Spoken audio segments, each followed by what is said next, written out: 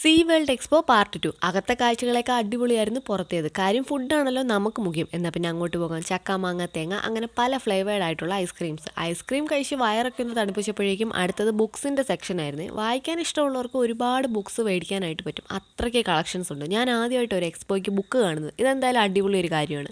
അടുത്തത് വീട്ടാവശ്യങ്ങൾക്ക് പറ്റിയ ഐറ്റംസ് ആണ്. പോരാത്തതിന് വളകൾ, മാലകൾ, കമ്മലുകൾ അങ്ങനെ ഒരു സെക്ഷൻ. പിന്നെ 90s കിഡ്സിൻ്റെയൊക്കെ ഫേവറേറ്റ് നൊസ്റ്റാൾജിക്ക് മിഠായികൾ, തേൻ മിഠായി, നാരങ്ങ മിഠായി, ഗ്യാസ് മിഠായി, പുളിമിഠായി എന്ന് വേണ്ട സകല അൽക്കുലത്ത് സാധനങ്ങൾ ഇവിടെ ഉണ്ട്. അലുവ സെക്ഷൻസ്, പാനിപ്പൂരി, ബേൽപൂരി, മസാൽപൂരി സെക്ഷൻ, തേയില, കാപ്പിപ്പൊടി എന്ന് വേണ്ട ഒരു വീട്ടിലേക്ക് അത്യാവശ്യം വേണ്ടുന്ന എല്ലാ ഐറ്റംസും ഇതിനുള്ളൂ. പുറത്തിറങ്ങി കഴിഞ്ഞാൽ പിന്നെ ഗെയിംസിൻ്റെ ഒരു സെക്ഷനാണ്. പിന്നെ ജൈൻറ്റ് വീല്, കുട്ടികൾക്ക് വേണ്ടിയിട്ടുള്ള പാർക്ക്, അങ്ങനെ ഇൻട്രസ്റ്റിംഗ് ആയിട്ടുള്ള ഒത്തിരി കാഴ്ചകൾ ഇതിനുള്ളിലുണ്ട്. അപ്പോൾ നിങ്ങളുടെ നാട്ടിലും ഇതുപോലെ എക്സ്പോയൊക്കെ വരുമ്പോൾ പോയി കാണണം. ഞങ്ങളുടെ നാട്ടിലുള്ളവർ 2 മാസത്തേക്ക് സമയം ഉണ്ടെന്നാണ് പറയുന്നത്. അപ്പോൾ നിങ്ങളും പോയി കാണുക. വീഡിയോ ഇഷ്ടപ്പെടുകയാണെന്നുണ്ടെങ്കിൽ വീഡിയോ ഒന്ന് സപ്പോർട്ട് ചെയ്തേക്കാം.